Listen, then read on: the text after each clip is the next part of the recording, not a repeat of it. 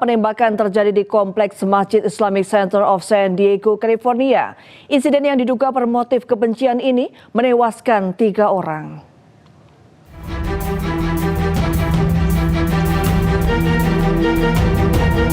Rekaman udara memperlihatkan tim respons bersenjata dikerahkan di sekitar Islamic Center of San Diego usai insiden penembakan di sana. Polisi mengonfirmasi sedikitnya 3 orang tewas dalam serangan itu. 2 terduga pelaku yang masih berusia remaja ditemukan meninggal dunia di dalam sebuah mobil. Polisi menduga keduanya tewas akibat luka tembak yang dilakukan sendiri. There is no further threat. Both suspects in this case are deceased. All of the kids are safe. Our hearts go out to the families that are in this moment being notified of what has happened to their loved ones. We have 3 confirmed adults that are deceased at the Islamic Center. Sejumlah warga terlihat berkumpul di sekitar lokasi untuk mencari informasi mengenai keluarga dan korban. Otoritas menyebut kasus ini tengah diselidiki sebagai kemungkinan hate crime atau kejahatan bermotif kebencian yang menyasar komunitas muslim di sana. They're giving a briefing on it a little while at the mosque. They're giving a briefing, and it's a terrible situation. I've been given some early updates, but we're going to be going back and looking at it very strong. Hingga kini penyelidikan masih berlangsung untuk mengungkap motif dan kronologi yang pasti dari serangan itu. Penembakan beruntun yang menewaskan sedikitnya 6 orang terjadi di wilayah Turki Selatan. Pelaku diduga menyerang sejumlah lokasi berbeda.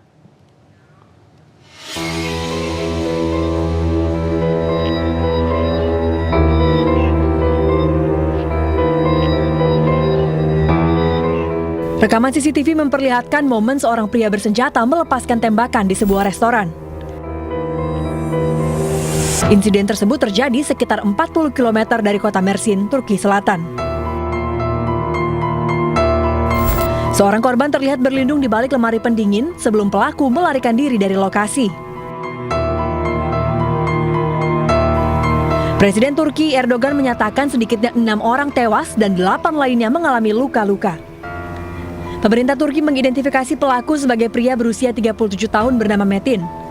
Otoritas menyebut pelaku pertama kali menembak mantan istrinya di jalan sebelum menuju Tarsus dan menyerang sebuah restoran hingga menewaskan pemilik dan seorang pegawai.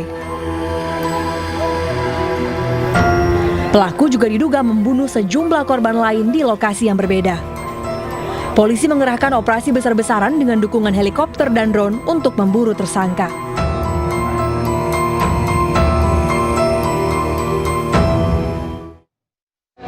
لبيك اللهم لبيك لبيك لا شريك لك لبيك. Pemirsa, Wakil Menteri Haji dan Umroh RI Daniel Anzar Simanjuntak tiba di Bandara King Abdul Aziz, Jeddah, Arab Saudi bersama para anggota Amirul Haji.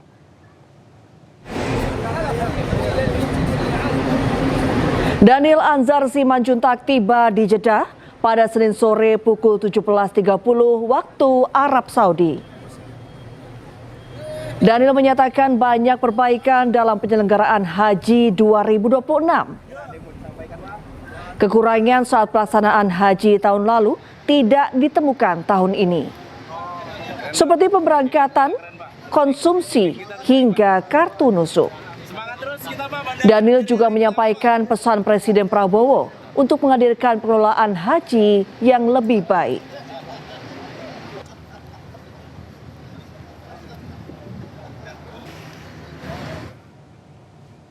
Ya, jelang puncak haji, jemaah haji Indonesia diimbau mengurangi ibadah umroh sunnah untuk menjaga kondisi tubuh. Dan untuk mengetahui persiapan jelang puncak haji, kami sudah bergabung dengan jurnalis iNews Nur Wijaya Kesuma yang juga tim Media Center Haji di Mekah, Arab Saudi. Assalamualaikum, selamat malam waktu Jakarta. Ike, seperti apa persiapan dan cuaca jelang puncak haji? Waalaikumsalam warahmatullahi wabarakatuh. Selamat siang menjelang sore, Reni dan pemirsa. Dapat diinformasikan 188.000 jamaah haji Indonesia telah tiba di Arab Saudi untuk melaksanakan ibadah haji nantinya. Menjelang puncak haji, berbagai persiapan telah dilakukan, termasuk pengecekan di tenda-tenda di Arafah, di Musdalifah, dan kesiapan juga di tenda-tenda di Mina. Dan untuk kesiapan lainnya, jemaah haji juga pada saat menjelang persiapan Armusna, jemaah haji menjelang puncak haji pada saat wukuf nantinya, jemaah haji akan diberikan paket konsumsi, 15 paket konsumsi siap makan, siap saji, yaitu atau dikenal dengan ready to eat. Dan 15 paket konsumsi ready to eat ini bercita rasa Nusantara, sehingga jamaah bisa memakannya lebih enak dan kondisi jamaah terjaga dengan prima. Dari tim Media Center dan juga PPIH Arab Saudi mengimbau kepada jamaah haji untuk mengurangi aktivitas di luar ruangan pada saat jelang puncak haji. Hal ini dikarenakan suhu di Arab Saudi sudah mencapai 44 sampai 45 derajat Celcius pada siang hari, dan diperkirakan pada saat Armusna nanti, pada saat puncak haji nanti diperkirakan mencapai 47 derajat Celcius. Karena itu jamaah diimbau untuk melakukan ibadah sunnah cukup di hotel saja, atau memilih ibadah sunnah yang dilakukan di sekitar Masjidil Haram pada saat pagi atau malam hari. Reni. Baik, terima kasih Ika atas laporan Anda dari Mekah, Arab Saudi. Selamat malam waktu Jakarta dan selamat bertugas kembali. Pemirsa, kawasan Jamarat di Mina telah siap menyambut jemaah untuk puncak ibadah haji. Jemaah akan mengikuti jadwal melempar jumroh yang sudah ditentukan untuk menghindari penumpukan dengan jemaah dari negara lain.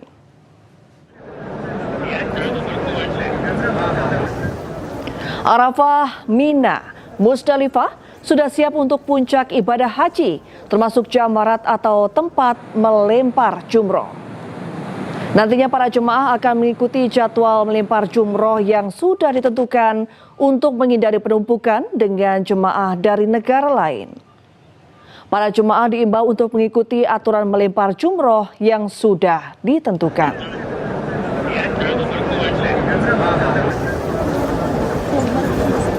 Labbaik Allahumma labbaik, labbaik la syarika laka labbaik. Pemirsa, Partai Perindo terus memperkuat struktur kepengurusan di tingkat provinsi. Tokoh-tokoh baru direkrut untuk memenangkan Partai Perindo di berbagai daerah. Kali ini penguatan struktur difokuskan di Provinsi Jawa Timur. Partai Perindo merekrut tokoh dari kalangan santri untuk memperkuat basis suara di pemilu 2029.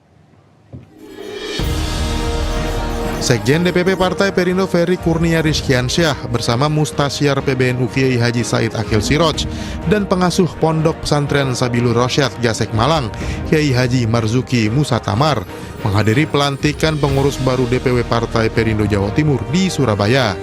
Partai Perindo memperkuat pendekatan politik berbasis santri melalui pelantikan Ketua DPW Partai Perindo Jawa Timur Ahmad Zazuli atau Cak Jas. Dengan latar belakang santri, Ahmad Zazuli diharapkan mampu meraih simpati kalangan santri dan Nahdiyin yang memiliki suara mayoritas di Jawa Timur.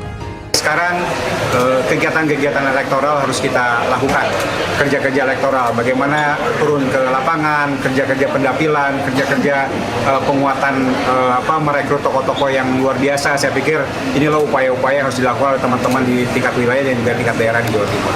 Dan kebetulan saya juga seorang santri, tentu kami akan berbicara bagaimana Partai Perindo ini bisa diminati dan bisa diterima oleh kaum santri, pondok pesantren maupun warga Nahdiyin. Tentu kami juga harus berbuat kepada mereka.